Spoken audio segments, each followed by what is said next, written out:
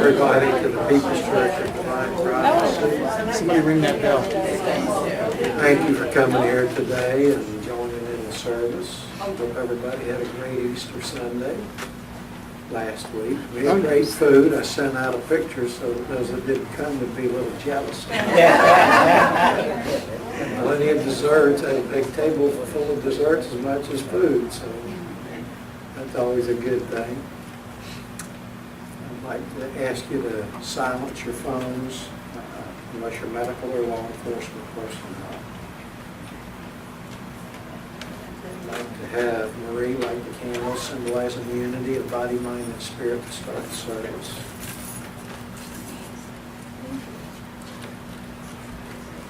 Steve, can you raise your mic? Something's happening. Yeah, you're here.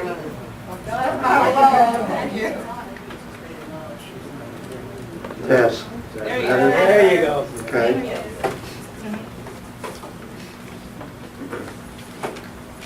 Please stand for the invocation or remain standing for the first hymn.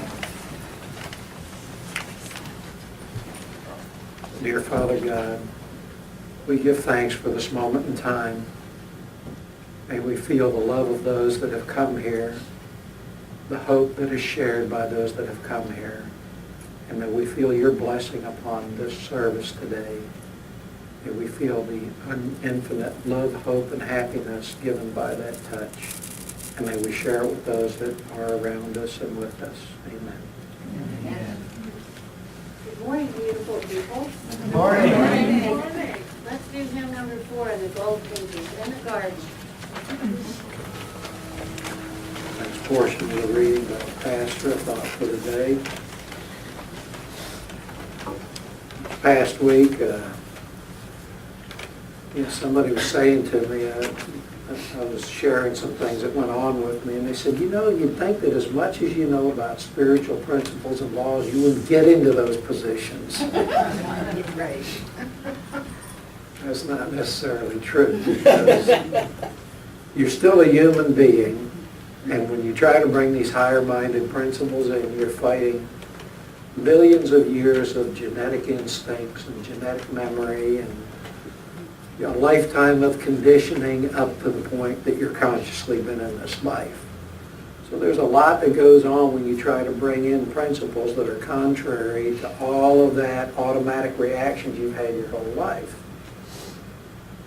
And the way that I try to keep the higher-minded thoughts in place is remembering some sayings. Some of them aren't exactly spiritual, but they're very practical. One of them is a dream without a plan is just a wish. Knocking down your neighbor doesn't raise you any higher. How many of us have sat around with people we know and, that person, or but we're among friends, so we can do that. No, you can't. All these little actions that go contrary to spiritual principles keep moving you one step at a time closer to these moments of confrontation, these moments of duress, these moments of challenge that you get into. You don't get into them by one decision. You've made decisions a little at a time over a period of time that put you in that position. And that's God's way of giving you an attitude adjustment. There's a country song about attitude adjustments, and it's kind of funny. Guy talks about going out drinking and having the state trooper give him an attitude adjustment when he got pulled over. Said somebody's dog gave him an attitude adjustment when he tried to come in the house uninvited.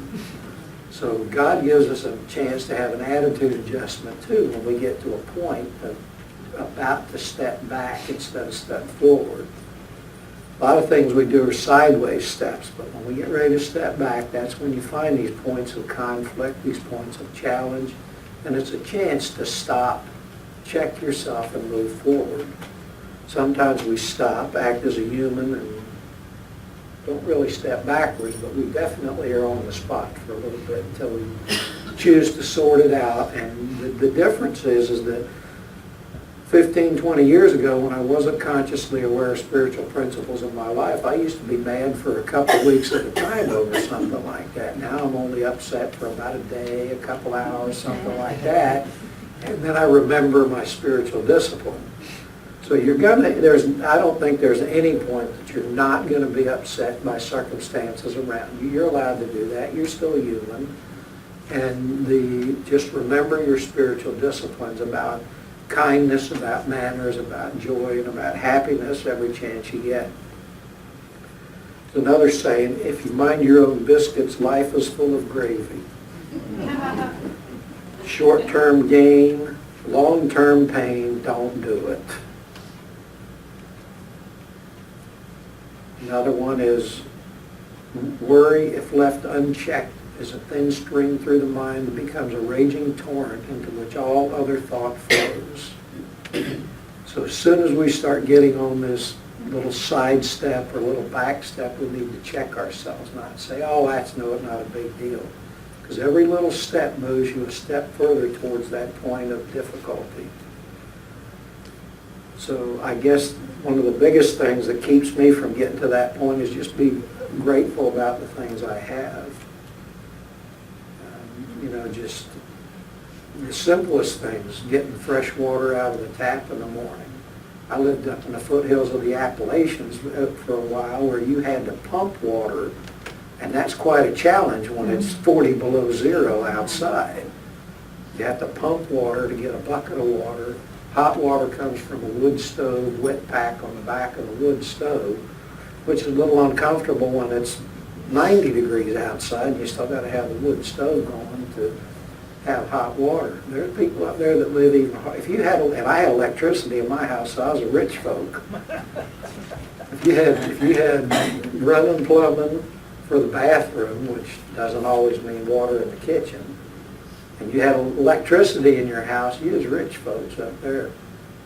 Most people lived the same way for hundreds of years, the way their grandfathers lived, the way their fathers lived. They got 3 deer hanging in the front yard. That's winter meat. That's not poaching.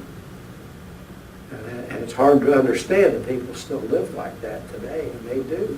And they're happy. They're not unhappy. They don't think they're poor, and they don't think they're starving. They make do with what's in front of them. And they get at it every day and make things happen. In the city life, as they would call it, we tend to be a little bit jaded, turn on the tap, got fresh hot water, fresh cold water coming out. We don't have to worry about if the well's been polluted or had some dead animal fall in it overnight or something like that. Fresh water right out of the tap. Go to the grocery store, fresh groceries within a 30-minute drive. And most of where we're at. Up there, if you get snowed in, you better have 2 weeks worth of rations or you're in deep trouble. So living down here in Florida is really pretty much a dream, I can tell you that. I've been doing it a long time, and I still got to look back and appreciate the day-to-day things. A week doesn't go by that I don't hear about somebody who's having a difficult time with health. And as I am a healer, people send me people for distance healing. You become fully aware of things that you should be grateful for. I got the typical older age feeling things. I'm 60 plus now. And I wake up and things don't quite want to get started as fast as they used to, and they want to ache a little bit more than they used to, and not really work as well as they used to. But I have pretty good health. I don't have anything terminally wrong with me, and I can still go outside and do my Tai Chi. I can still wrangle the horses when I want to, and it's a good life, and I have to stop and remember those things and appreciate them. Even when the difficult times come, you have to appreciate what you have, not what you don't have. And life seems to get better. So I guess it's one of gratitude, it's one of constant effort. You have to constantly remind yourself of the things you have, otherwise you begin to take a lot of it for granted. There's always things we want, there's always things we're going to be reaching for, and that's human nature. That's our life. And you just have to do it in a happy sense, in a progressive sense, and feel guided by the infinite while you're doing it, because God is there all the time, even if we don't believe it. It's like not believing in gravity. If you trip and fall, you're going to fall, whether you believe in gravity or not, and God's there all the time, whether you believe it or not. Thank you for listening. The next portion is the healing portion. Ashton will lead us in a guided meditation, and use Judy and Ann to take their positions behind the healing chairs.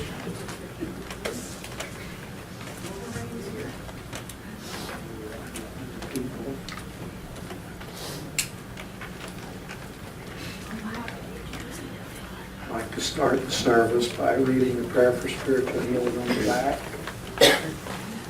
I ask the great unseen healing force to remove all obstructions from my mind and body and to restore me to perfect health.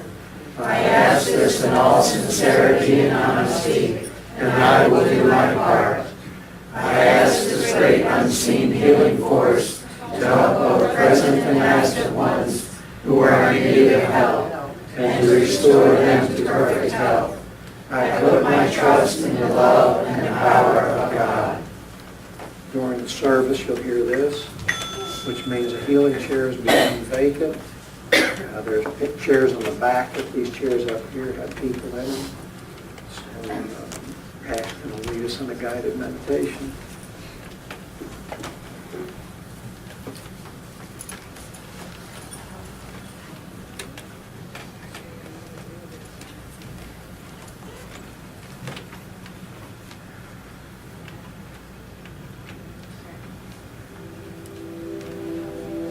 Good morning.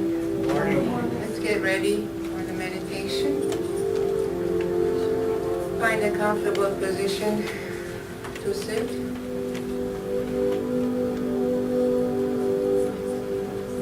Relax your body. Let go of the tension if there is any stress, if you have any aches or pain in your physical body. With your breath, just release. Take in a few deep breaths. Inhale. With your exhale, just let go.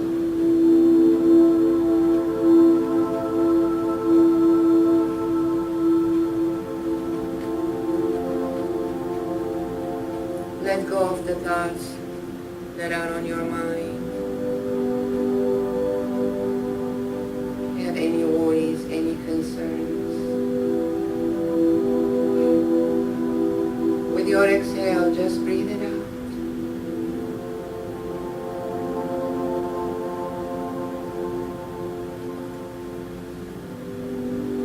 With each breath, feel your body relaxing more and more.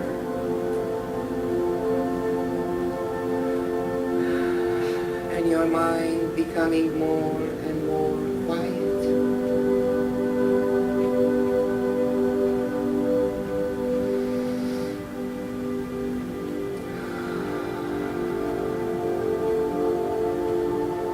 Breathe in and breathe out.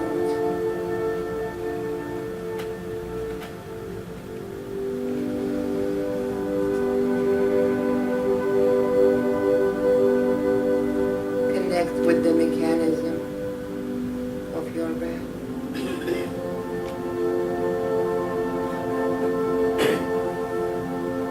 And just follow it.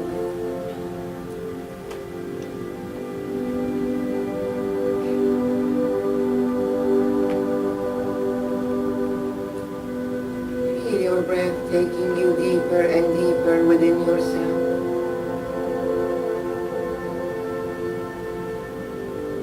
To a very peaceful and quiet presence that feels calm and soothing.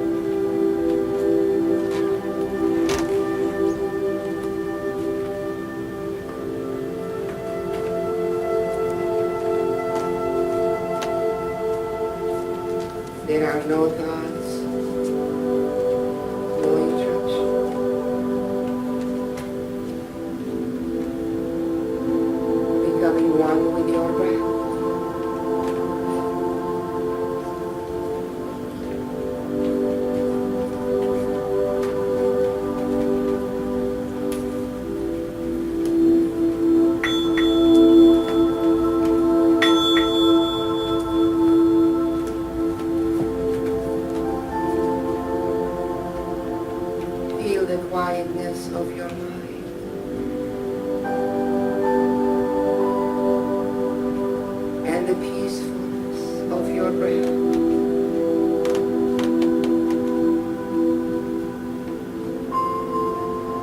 As you breathe, feel the peaceful sensations that are flowing throughout your body, your mind, your spirit.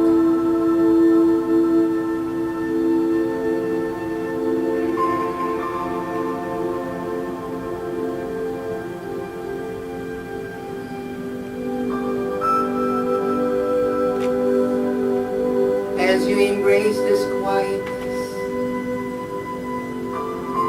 and the silence,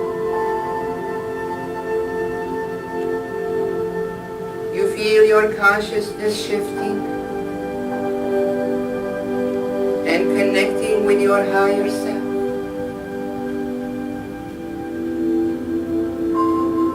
To the presence of God, the mighty I Am presence that is surrounded with brilliant, brilliant golden light.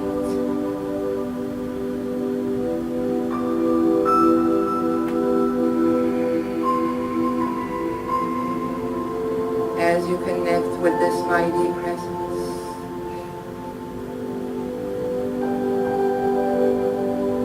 you hear the voice of your I Am. Echoing in the silence.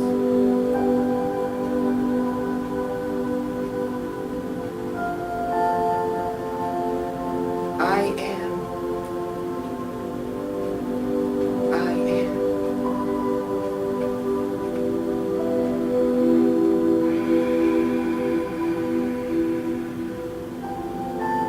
I am infinite, source of light.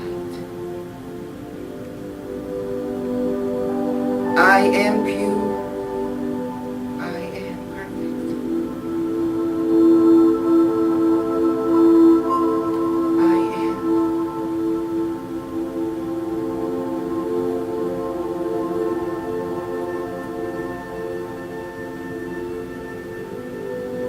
I am the manifestation of universal Christ consciousness, dwelling in this physical reality. I am creating, manifesting, materializing my thoughts, my actions that serves the highest good of all. I am. I am.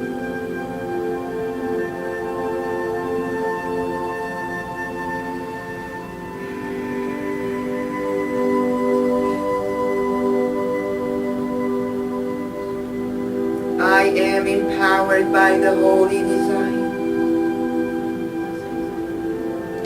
I am guided by the true divine. I am divine light. I am divine love.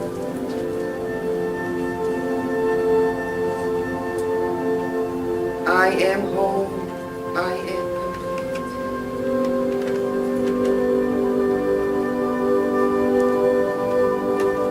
I am.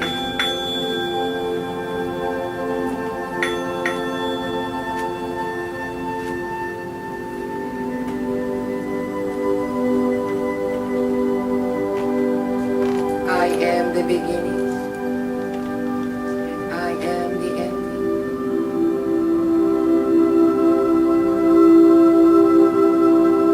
I am Alpha. I am Omega. I am content with who I am. For I am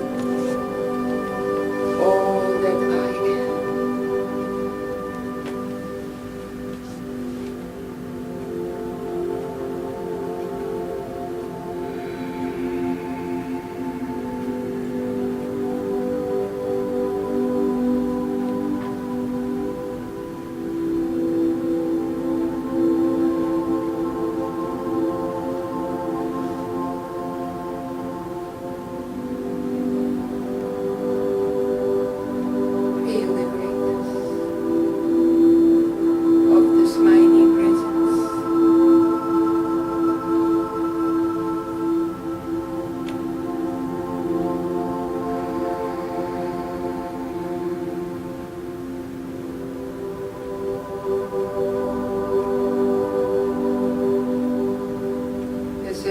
voice of truth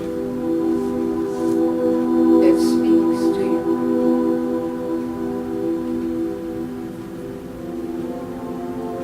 In total silence and quietness, become aware of this inner whisper, the voice of God, the omnipotent, the voice of truth.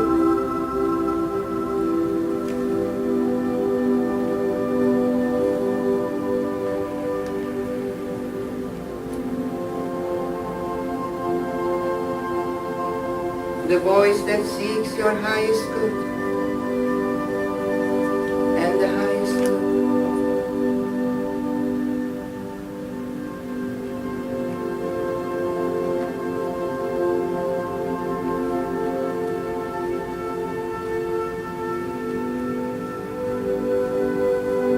Ask your higher self, the mighty I Am presence, to be in charge of your life, to be in charge of your thoughts, your actions, and your inner actions.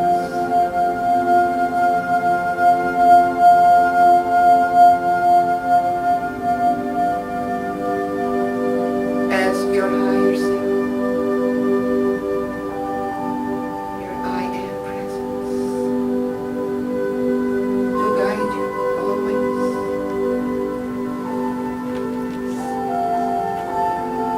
And to show you the way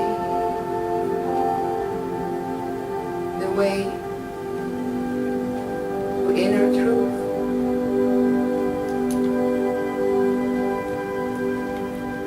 Establish this contact. Be in communion, in quietness,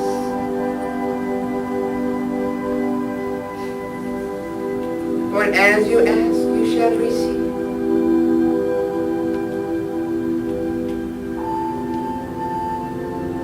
All the answers to your questions are within.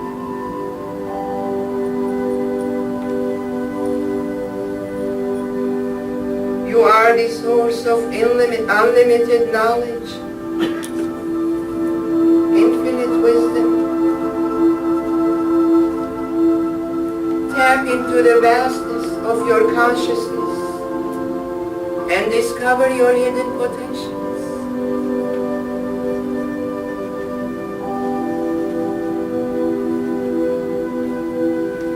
The greatness of your spirit.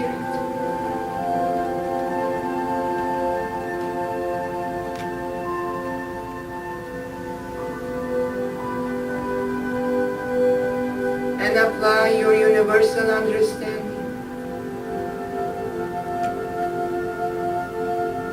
your infinite awareness to any situation you might like to see it transform for better.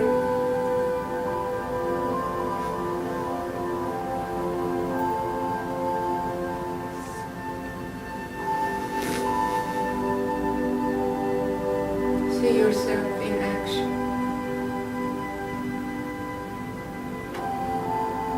Accomplishing your desires, your goals, with the knowing that you are always guided with the mighty presence that is within you, that seeks your highest good, your highest best. And with that knowing in your mind, become aware of your breath.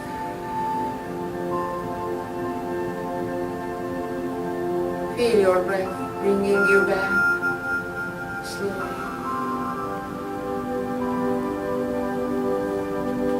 The here and now.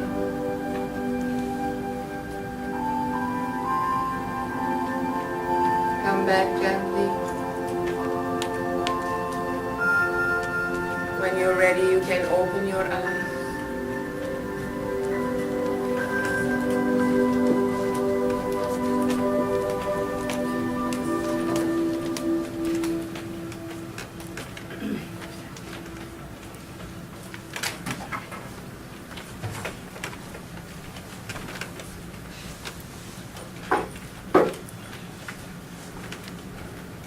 Close this portion with an inspirational reading. I must learn to accept self-discipline. I must try to never yield one point that I have already won. I must not let myself go into resentments, hates, fears, pride, lust, or gossip. Even if the discipline keeps me separated from some people who are without discipline, nevertheless, I will carry on. I may have different ways and a different standard of living than some others. I may be actuated by different values and motives than some others, but I will try to live the way I believe God wants me to live, no matter what the way. Please stand for the next hymn.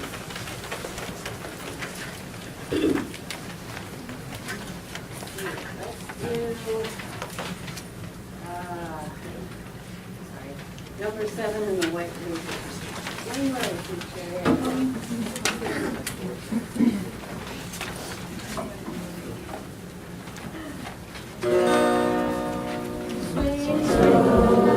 Sweet chariot, coming for to carry me home.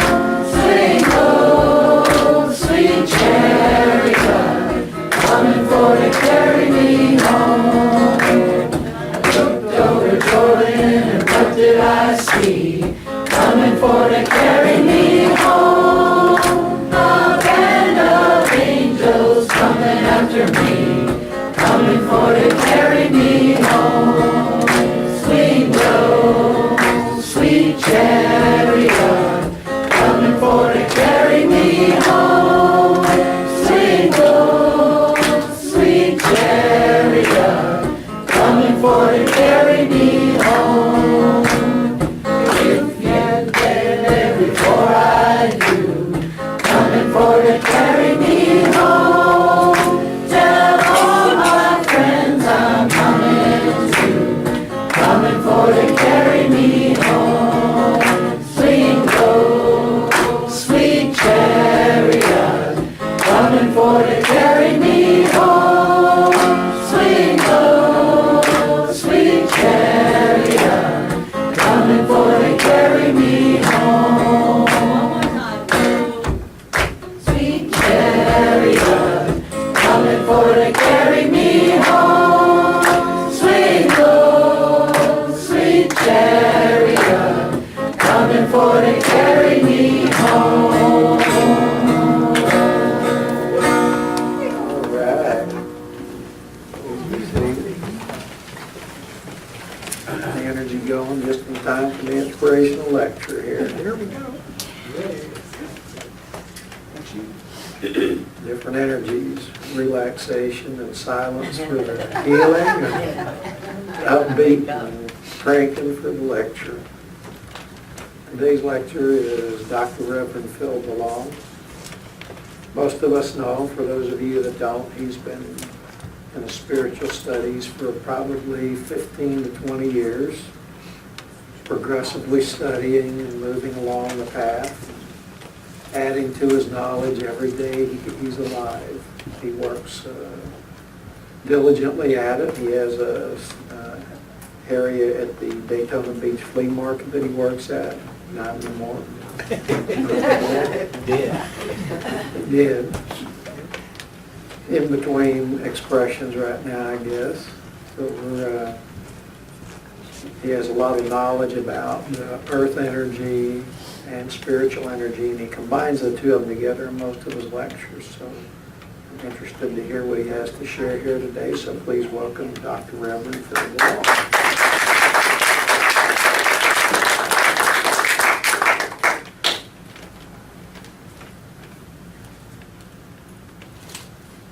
Thank you for the introduction, Steve. Can everybody hear me? No. No. Stand up low. Hello? Just hello? Hello? Yeah. Yeah. All right, now we're getting there. Hello? Is that good? All right, great, good. Thank you. Well, thank you for the introduction, Steve, and welcome, everybody. Thank you. Thank you for having me. Last week, we celebrated Easter and the resurrection of Master Jesus. While this may sound like Groundhog Day, the Orthodox Church is celebrating the Easter and the resurrection today. In 2017, the Christian and Orthodox churches Easters will coincide. What we learned from Dr. Thomas last week is that we are the resurrection ourselves. Resurrecting every day. Master Jesus taught us about love, brotherly love, healing, and that we are children of God, and that our spirit and God resides in each and every one of us. Resurrection is all about living in the now, transforming from what we were yesterday and letting go of the past. We cannot be burdened by our thoughts of the past or future. One is gone and the other is yet to come. Every day is a new beginning. Every day we plant a seed to grow. We spiritually grow. A seed can be a thought, an idea, that creative spark that is fueled by our passion. Our passion is to be successful spiritually and in the third dimension. Now, passion is the key. So a lot of people don't know what their passion is, and that's for us to find out and follow. Passion is what makes you happy. And if you want to help people, then that is a passion. That is my passion. Let me demonstrate about planting seeds. And when we plant a seed, it starts the growing process. Here's my kingdom, Steve. We're going to take a little sunflower here.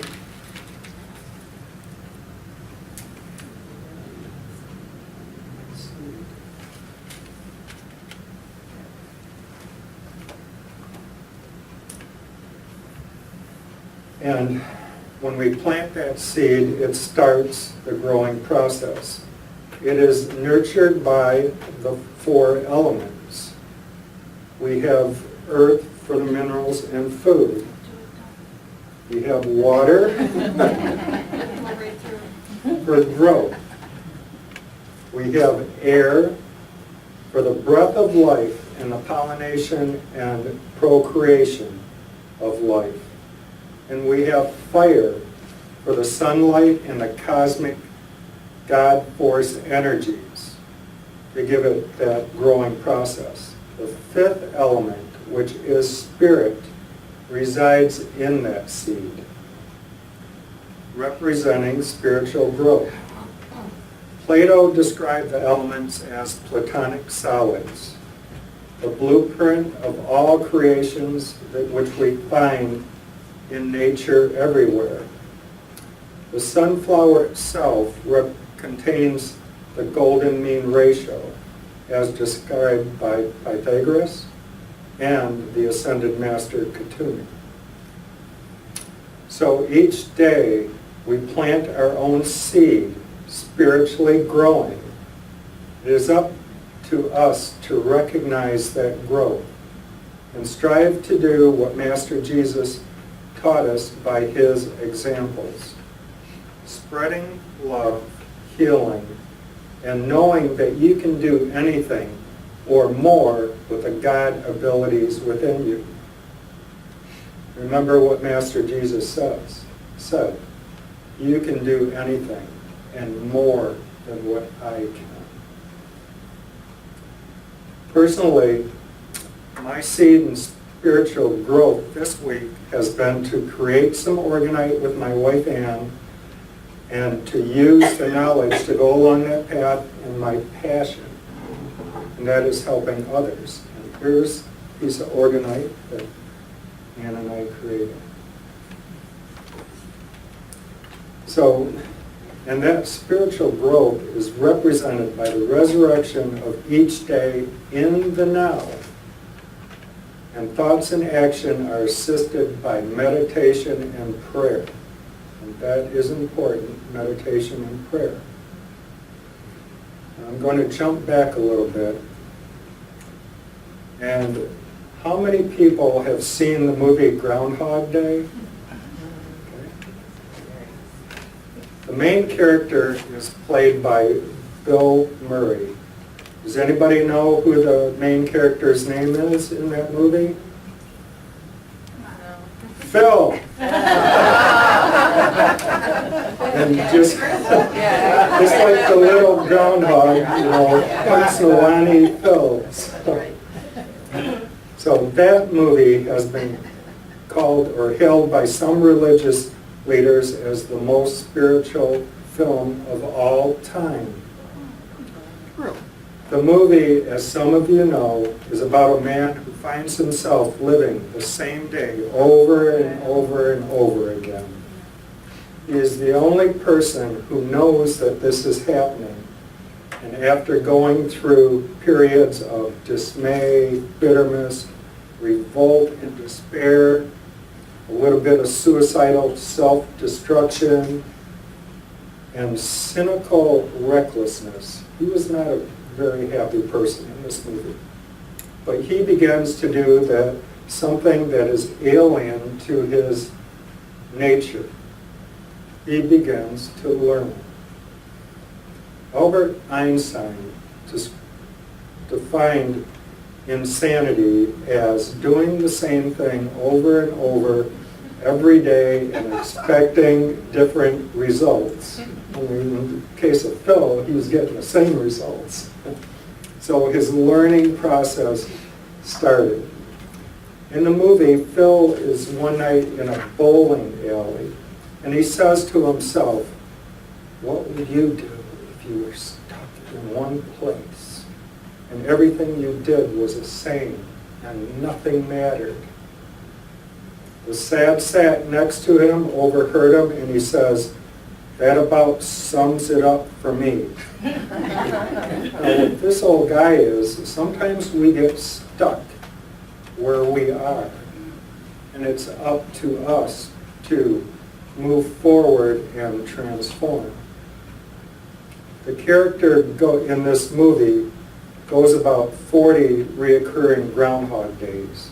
I think the original script was 10,000. We'd probably be asleep in that movie theater.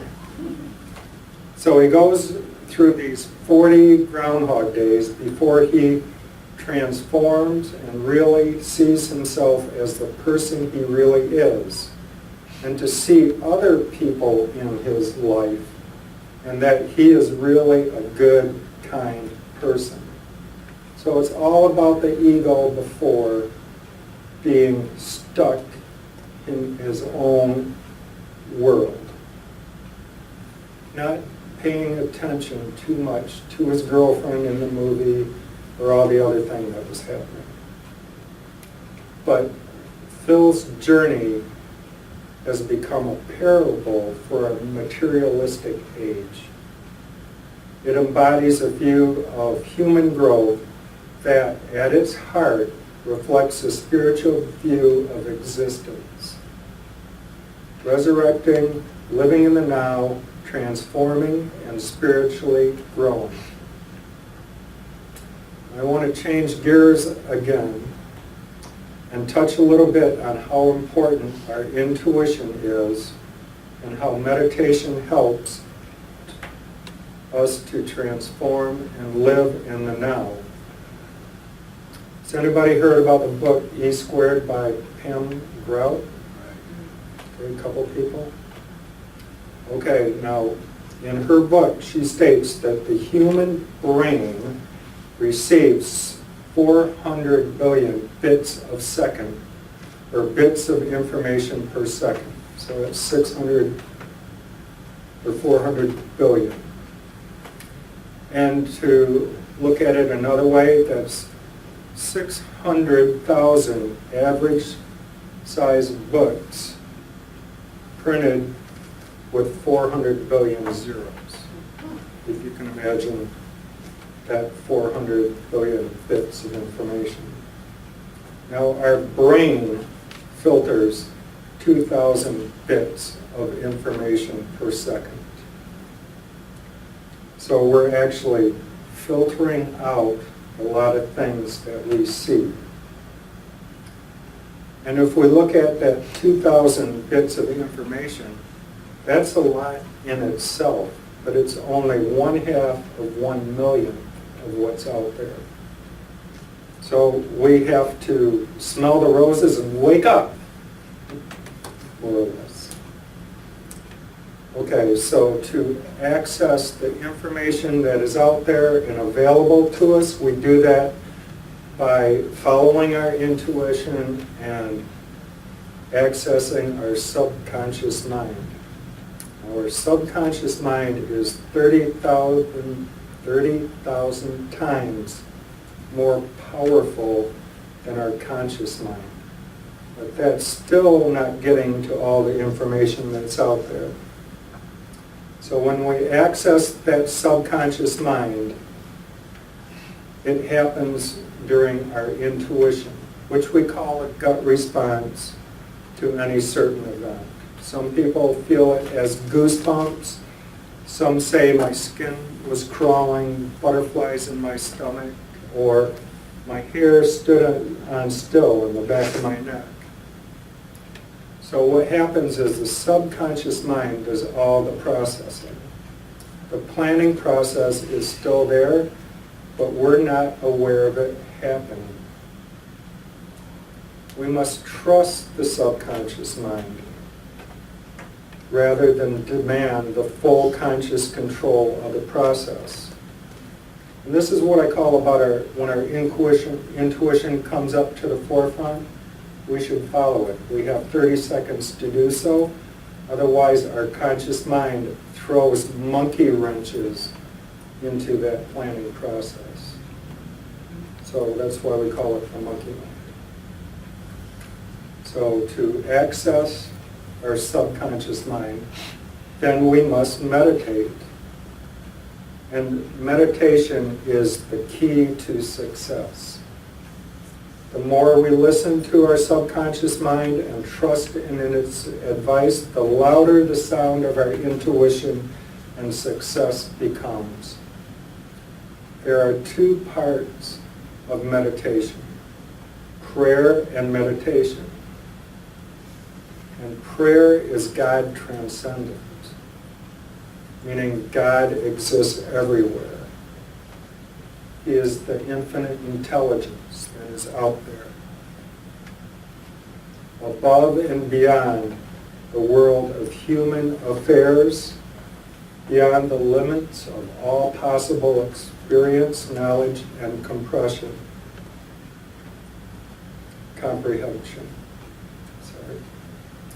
When we pray, we speak to God. When we meditate, we listen to God. Meditation is God immanent. That means God lives within us. We have access to that information. That is our I am presence, that God conscious or Christ consciousness within us. And when we listen, or when we meditate, we listen to that God and Spirit. We are attuned to the higher elements of being, and often we get that assistance from our guides. There's a couple differences or distinctions between prayer and meditation. And the main ones are motivation and means.